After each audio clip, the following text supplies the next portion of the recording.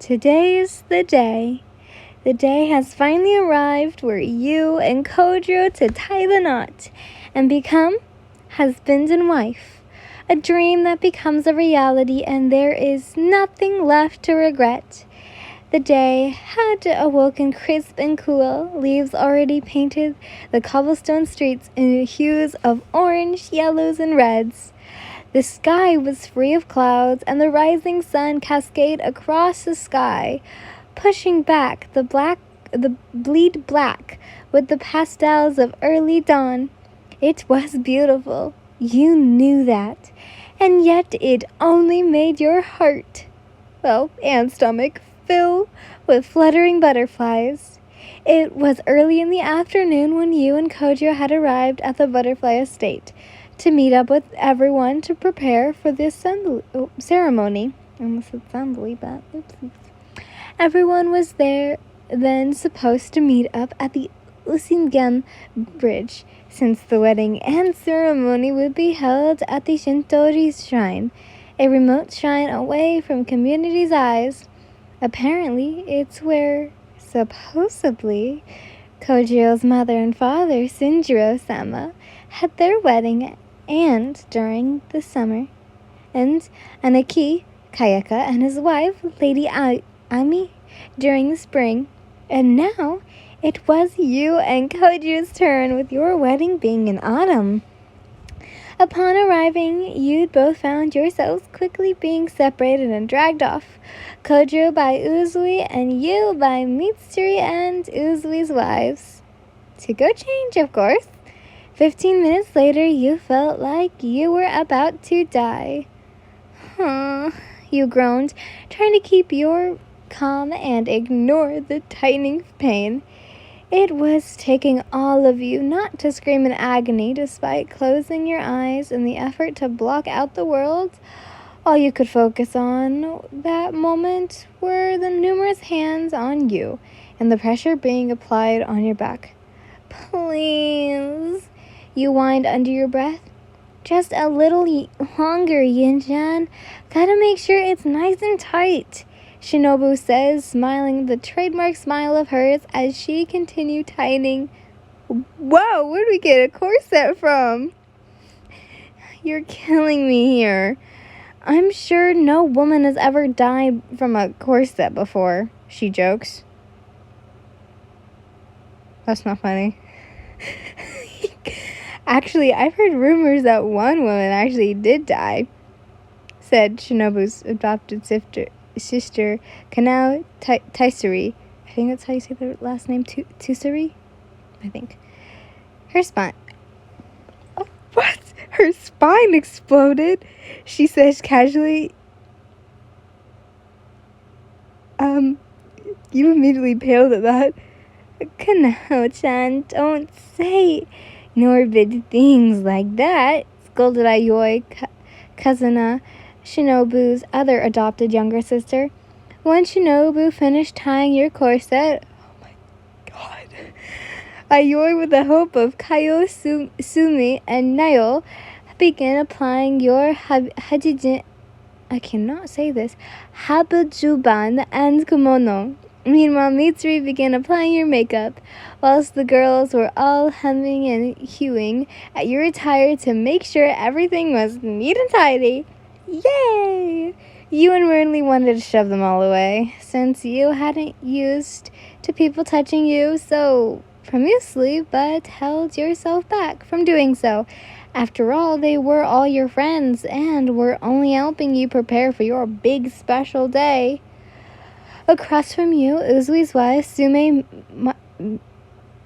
Makio, both held another get dressed, while Hinatsuru did your hair. You look so pretty, Yin-chan, Mitsuri complimented. Yeah, Rengoku-san is going to flip when he sees you, Sume says happily. You blushed, imagining Kojo's reaction. It had you feeling all kinds of jitters as your heart pounded excitedly against your chest. The thought of him comes like distant chimes as bells ringing in a shrine as you pictured him next to you, clad in a traditional montisui and hamaka of black and gray, and a joyous smile upon his handsome face. There, all done, Mitsuri says. I'm finished as well, said Hanatsuru. We're finished too. I always say these three's names wrong, so I'm just apologizing. Kiyosumi and Naho exclaimed in unison as they all stepped back to admire you. You took a deep breath and looked at the mirror, seeing yourself. Instead of wearing the usual white shiromuku, you were dressed in red and gold. The vibrant colors of your attire highlighted your beauty and added a touch of elegance to your appearance. It's then you realized what is symbolized.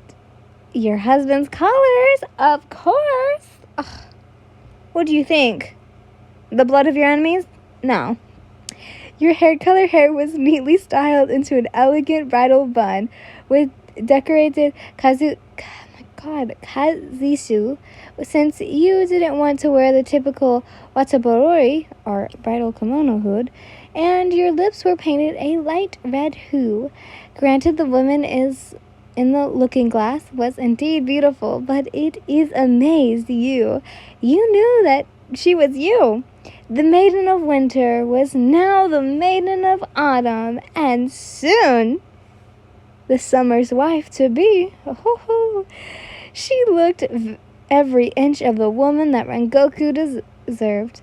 Gone was the cold exterior that was the Okiana, and in its place was a woman beautiful enough to be mistaken for the Imperial Empress. So, what do you think? Shinobu asked, placing both her hands onto your shoulders. I love it. You hurriedly wiped a tear from your eye. Oh, don't cry, Yin-chan. You're going to ruin your makeup, Mitsuri said. Clearly, she was just as happy for you as she hugged you. I'm messing up today. I'm so sorry, guys. Yeah, don't cry. You'll make me cry too. Sume comically sobs, only for Makio to scold her for being such a, and I quote, baby. You are so beautiful, Yin. Kojo-san won't know what hit him. When he sees you, Makio remarked. Slowly you released a quiet sigh in order to calm your nerves. Before glancing at them, you smiled, thanking each and every one of them for helping you prepare. Suddenly, there was a knock at the door, and it opened, revealing a Kazuki member, except they were dressed in white and black stripes instead of the black and white straps. That's the same thing. Forgive my intrusion, Lady Kochiro, they stated, but Lady Amai Udarashiki is here to see the bride. Wait, what? Lady Amai? As in the Lady Amai? And Akini's, Kayaka's wife? Is here to see me? You internally thought, just as the snow-white-haired woman in question appeared and entered.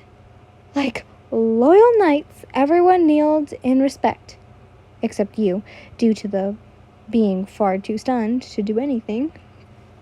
You'd really never gotten the chance to actually talk to Lady Amai, only frequently seeing her standing by Udarashiki-sama's side. Indeed, this is an absolute honor to finally meet her face to face. Good afternoon, Lady Udarashiki-sama, everyone greeted. Lady Amai smiles. Good afternoon to all of you as well, she replies kindly, before averting her violet gaze towards you.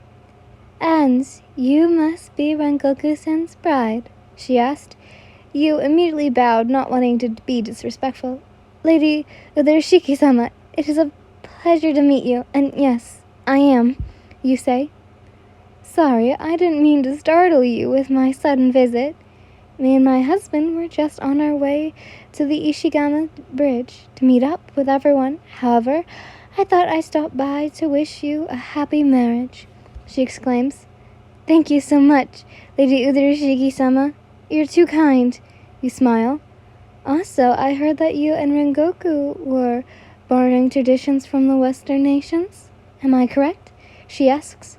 Yes, we wanted to take a different approach, such as exchange rings at the altar and cutting the cake. You tell her, chuckling nervously. Lady Amai gives you a knowing smile. In that case, have you received something old, new, borrowed, and blue? What? I heard that if the bride receives something old, it has to be something from the past. Something new symbolizes a happy future. Something borrowed must come from someone who's already happily married. And something blue represents love and fertility, Omai exclaims. It's supposedly a funny way of wishing the bride good future. Before she marries, she adds and pulls out a small purse, hanakosoko, with tassels and embroidered designs of wisteria, before gently handing it to you. Allow this to represent something old. It's my hanakasoro. So, for when I'd married Kayaka, she says as you glance at her in awe. Thank you, Lady Udarashiki-sama. You bowed your head slightly. The white-haired woman simply nodded before turning to leave, saying that she and her family will be heading out now and will be waiting for you at the bridge. After she'd left, the other girls decided to congregate to the tradition, with Mitsuri giving you her cherry blossom hairpieces, something new, Sume, Michael, and Hinatsuru giving you jewelry, something borrowed, and Shinobu giving you blue wisteria Omaruro chime, something blue. You thanked them kindly and glanced at your reflection once more. The embroidered soft silk on your body, it is the wedding dress. Your hair is the fine pin and donned up. Your makeup done in a style of a woman of nobility. As you slipped the konosuke in your obi and reached for your bouquet of roses, orange blooms, chocolate chrysanthemums, dandelions, and buttercups. You were ready. Kojiro had mentally become a complete and total mess by the time the morning of the wedding had finally arrived. Not from nervousness. He didn't see a reason to be nervous ever since a ceremony, but because he was ready to make Yin his. Okay, that's a lie. He was nervous as hell, but was more than excited just to get this ceremony going. Primarily after arriving at the Butterfly Mansion, he was approached by Uzui and was quickly so separate from his beloved, watching Yin being dragged off by Uzui's wives so she could be put in her wedding kimono. The flame pillar had tried to follow, not wanting to leave her side, but was quickly waved off by a scolding Mitsuri, who told him that it was considered bad luck to see the bride before the wedding. Kojiro didn't understand that logic, considering he had just saw Yin this morning, waking up next to her in bed that morning and enjoying breakfast together before coming here. And if the love hashira had been referencing to his fiance's body, then honestly, there was nothing secretive about that at all. Nothing he hadn't seen, kissed, touched, or even tasted. The flame hashira silently paced back and forth on the bridge, already dressed in his own wedding attire. He thought he looked quite handsome in the traditional Motosuke Horori that had his family's crest embroidered onto its fabric and hanaka. However, Uzui didn't seem to think, and commenting that it wasn't flashy enough, which was fine considering all the attention would be focused on how beautiful his wife was going to be. His wife. Yin-chan was finally going to be his wife. Kojiro's heart felt like it was about to yeet out of his chest and explode into a million suns. I bet his heart set ablaze, and he had to turn down the flames inside him before it consumed his entire soul. That's how overly excited and nervous he was.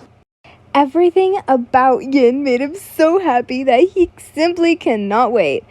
Kojo was starting to grow reckless, as it had been quite a while since he had been told that everyone's supposed to meet at Inashigam Bridge and wait for Yin and the other girls to arrive.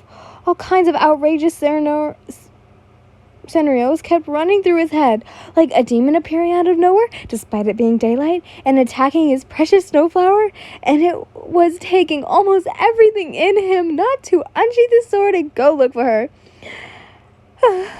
As it was, he began pacing aimlessly. His hand still rested on his scrunched and hilt of his sword, ready to jump into action at any moment. "Quit pacing, Flame Hashira. You're gonna make a dent in the bridge. It doesn't look flamboyantly graceful at all."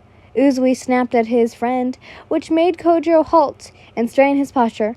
"Sir, yes, sir."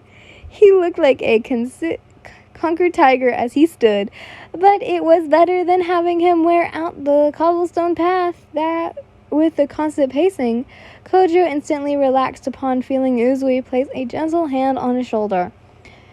At ease, shoulder. Yin-chan and the others should be arriving soon, so no need to worry, Uzui reassures. Kojo smiles at that, making his flamboyant friend before glancing at the others, who were waiting for this bride to show.